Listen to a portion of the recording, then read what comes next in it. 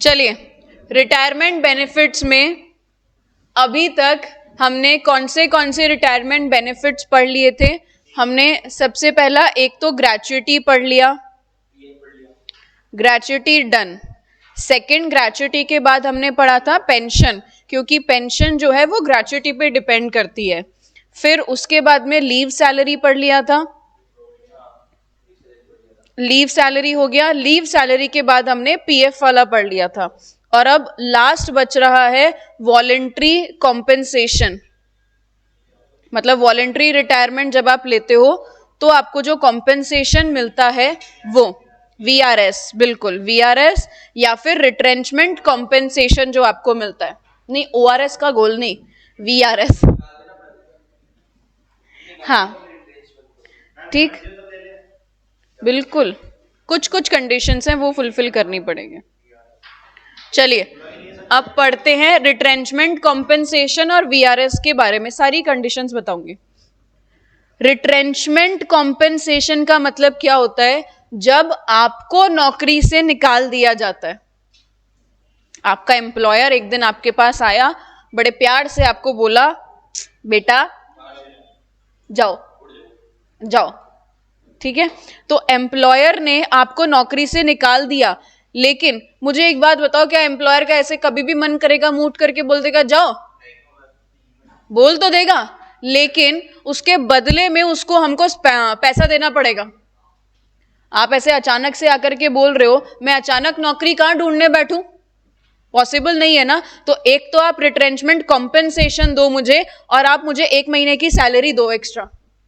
1 महीने की सैलरी देनी पड़ती है अगर आप रिट्रेंच करते हो, निकालते हो अपने एम्प्लॉय को, तो 1 महीने 2 महीने 3 महीने, जो भी आपकी कंपनी की पॉलिसी है उस अकॉर्डिंग। तो ये होता है रिट्रेंचमेंट कॉम्पेंसेशन। जब कंपनी आपको निकालती है तो वो आपको कॉम्पेंसेशन पे करेगी।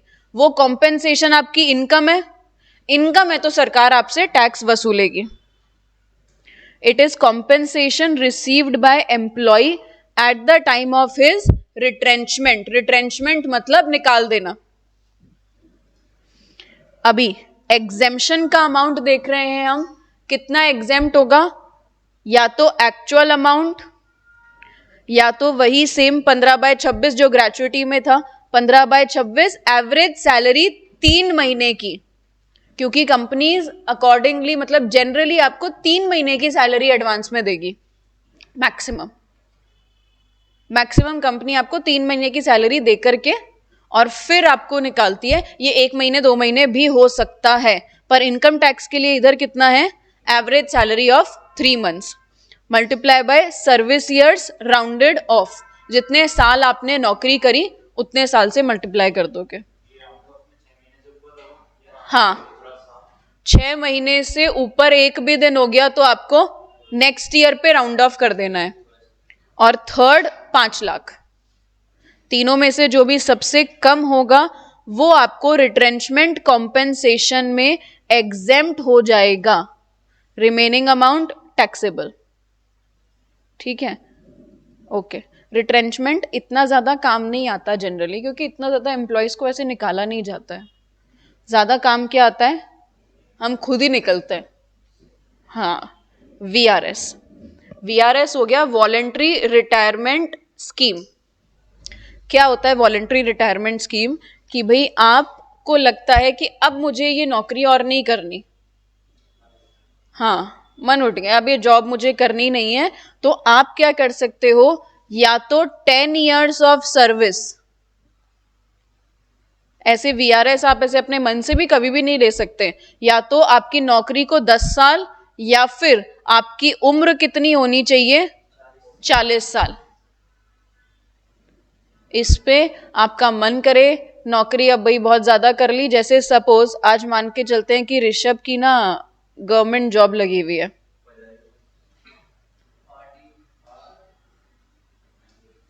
ऋषभ की सपोज एयरफोर्स में गवर्नमेंट जॉब लगी हुई है। अब ऋषभ ने क्या करा, यहां से वीआरएस ले लिया, वॉलेंटरी रिटायरमेंट ले लिया at the age of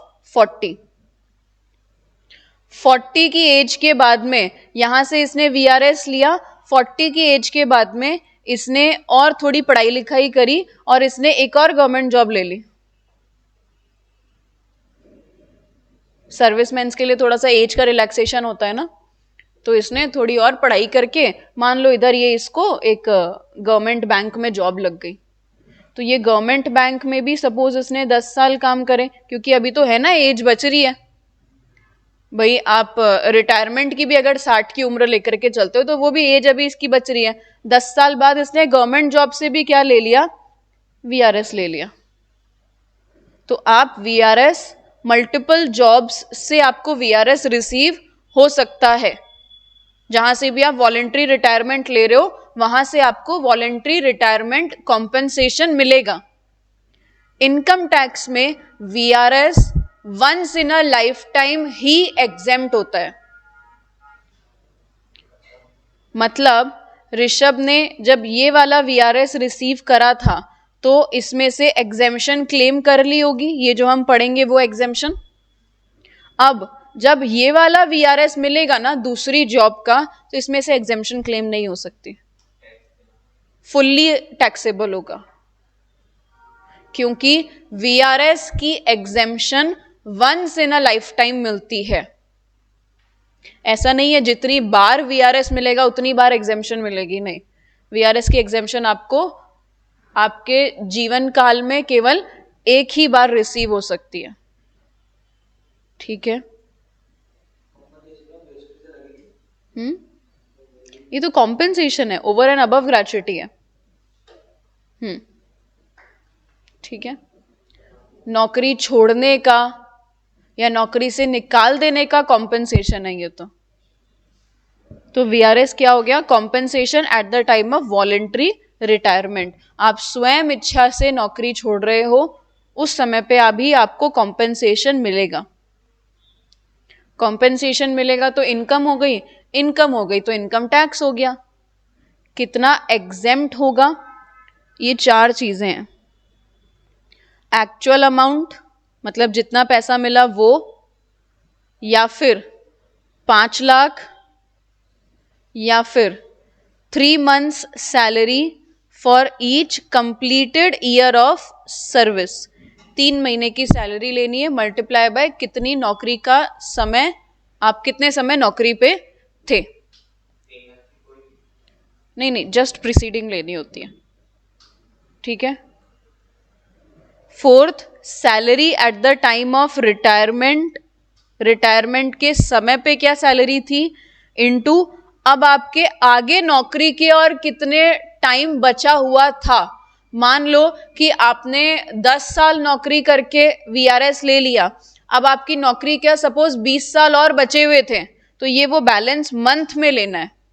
20 years है ना, उसको मंथ में कन्वर्ट करके और आप उससे मल्टीप्लाई करोगे रिटायरमेंट के टाइम पे जो आपकी सैलरी थी उसको। ठीक है। चारों में से जो भी कम होगा वो आपको एग्जेम्पशन क्लेम हो जाएगी।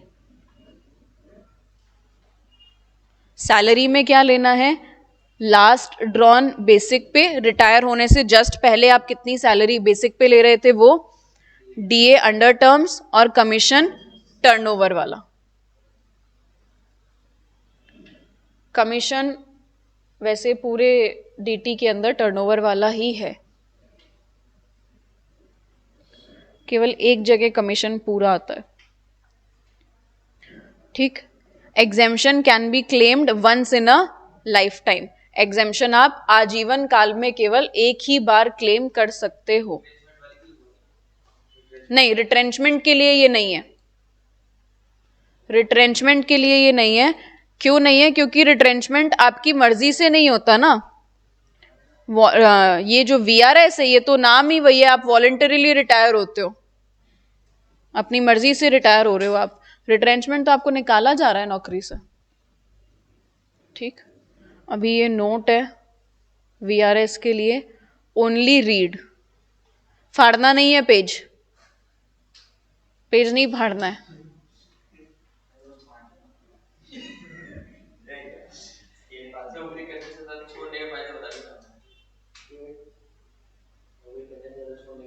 वॉलेंट्री रिटायरमेंट स्कीम ये गाइडलाइंस फॉलो करनी है अगर एग्जेम्पशन क्लेम करनी है तो। क्या क्या guidelines? Employ must have completed 10 years of service, या फिर 40 साल की उम्र होनी चाहिए, या तो 10 साल नौकरी को हो जाए, या फिर 40 साल आपकी उम्र हो।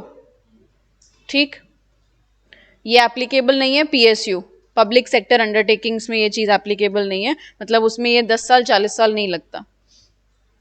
ठीक, हाँ, उसमें कोई एज का क्राइटेरिया नहीं है, आप कभी भी वीआरएस ले सकते हो। हाँ, पर जनरली कोई छोड़ता ही नहीं है ना। पीएसयू में आपकी नौकरी लग गई तो आप क्यों छोड़ोगे? ठीक है। दूसरा, एम्प्लॉय जो है वो डायरेक्टर नहीं होना चाहिए कंपनी में। वीआरएस की रिडक्शन क्लेम करनी है तो एम्प्लॉय जो है वो कंपनी में डायरेक्टर नहीं होना चाहिए, क्योंकि डायरेक्टर की पोस्ट वैसे ही बहुत अच्छी होती है, उसको ऑलरेडी बहुत बढ़िया पैसा मिलता है।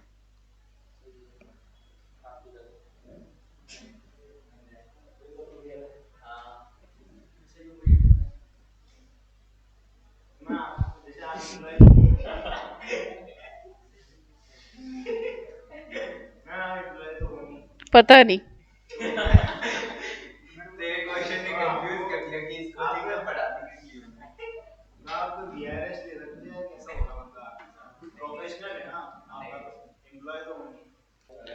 ओके तो हमने 2 पॉइंट पढ़ लिए थे वीआरएस के। अभी उसके बाद में वीआरएस की स्कीम जब कंपनी लेकर के आती है तो उससे एक्चुअली क्या होना चाहिए? एग्जिस्टिंग नंबर ऑफ एम्प्लॉयज में कमी होनी चाहिए।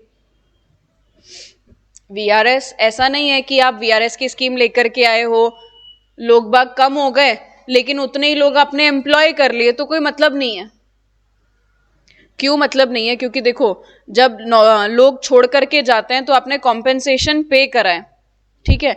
अब पॉसिबिलिटीज ये होती है कि आप ऑन पेपर तो उनको रिटायर बता दो, वीआरएस ले लिया, फिर आप उनको वापस से, उन्हीं लोगों को आप वापस से हायर कर लेते हो। बिल्कुल होता है, क्योंकि उन लोगों को ऑलरेडी काम की नॉलेज है, कंपनी में किस हिसाब का कैसा क्या काम चल रहा है, आप उसी को फिर से एम्प्लॉयड कर लेते हो, generally at a low salary. भाई उसकी उम्र हो गई, अब वो थोड़ी कम सैलरी पर भी फिर से जॉब करने लग जाएगा। अगर कभी आपने सुना हो ना, घर में अगर किसी ने 60 की एज में रिटायरमेंट हो गया हो, वापस से जॉब ज्वाइन कर लेते, लेकिन उतनी सैलरी नहीं रहती है, सैलरी थोड़ी कम हो जाती है। तो ये फर्जीपना नहीं चलेगा वीआरएस में, ठीक। पर ये केवल ना लिखने की और पढ़ने की ही बातें हैं, सब कुछ चलता है। हाँ, वीआरएस से जो वैकेंसी हुई है वो फिल नहीं करनी है आपको, क्योंकि वीआरएस से वैकेंसी कब होती है? 40 की उम्र में या 10 साल के एम्प्लॉयमेंट के बाद में। आप फ्रेशर रिक्रूट करो, फ्रेश न्यू पोस्ट पे आप लोगों को रिक्रूट करो, ठीक। वीएसएस और वीआरएस एक ही है, voluntary retirement scheme, voluntary separation scheme.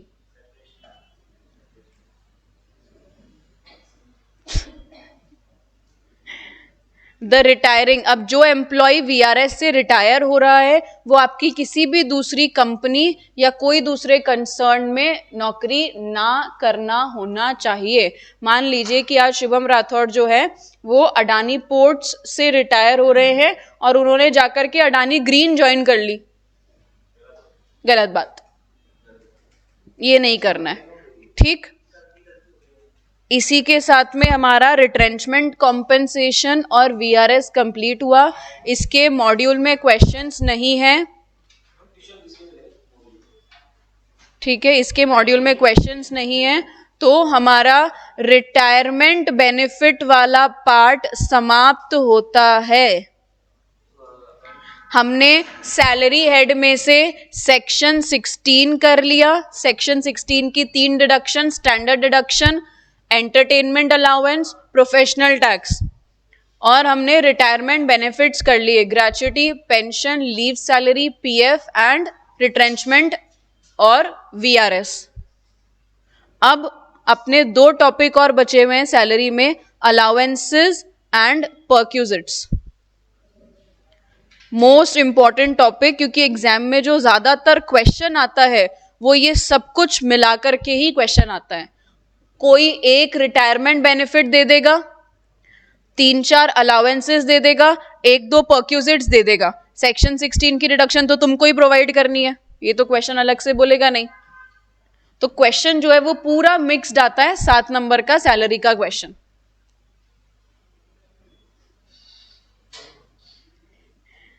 ठीक है, अब हम मंडे से अलाउंसेस स्टार्ट करेंगे।